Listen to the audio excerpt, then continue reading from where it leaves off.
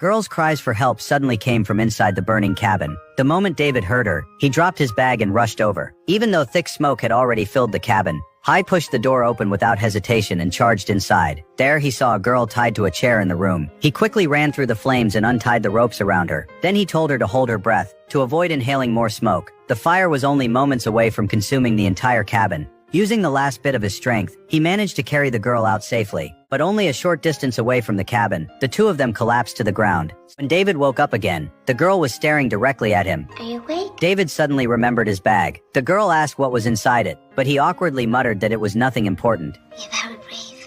Hearing the girl praise him, David smiled. It was the first time in a very long while that he had truly learned how to smile again. Just then the girl's mother walked over. She gently kissed David on the forehead, to thank him for saving her daughter. She even promised that she would repay him with everything she had. The girl's parents wanted to contact David's family, but they discovered that no one nearby had ever heard of him, and David refused to reveal any information about his family. The identity of this 12-year-old boy became even more mysterious. The couple also started becoming more cautious around him. Again and again they questioned whether he was lying. Just a few days earlier, David had still been trapped inside a re-education camp in Bulgaria, more than 1,000 kilometers away. He had lived there since childhood.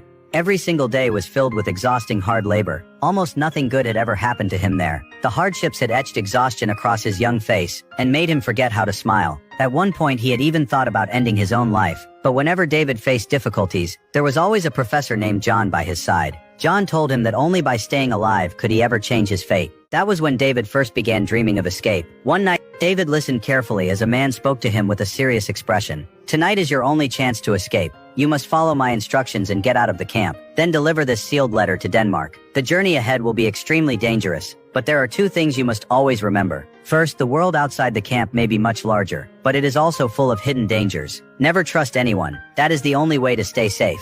Second, you must never open this letter ahead of time. Otherwise, your life could be in danger at any moment." David silently engraved every word into his memory. When he slowly woke up again later that night, John, lying across from him, seemed to nod quietly in encouragement. David knew the time had come. Using a truck as cover, he successfully avoided the heavily armed patrol guards. Then he made his way to the fence lined with electric wires. Once he saw the signal hidden in the darkness, it meant the electricity would shut off for 30 seconds. Within that short time, he had to climb over the fence. David gathered his courage and climbed upward, completely ignoring the pain of the sharp wire cutting into his skin. The moment his feet touched the ground on the other side, the electric fence sparked back to life again. But before he could run very far, he heard soldiers shouting behind him. All he could do was pray silently in his heart. When he finally looked back, he realized the soldiers were only arguing with each other, and had not noticed the young boy hidden in the darkness. David quickly rushed into the nearby forest.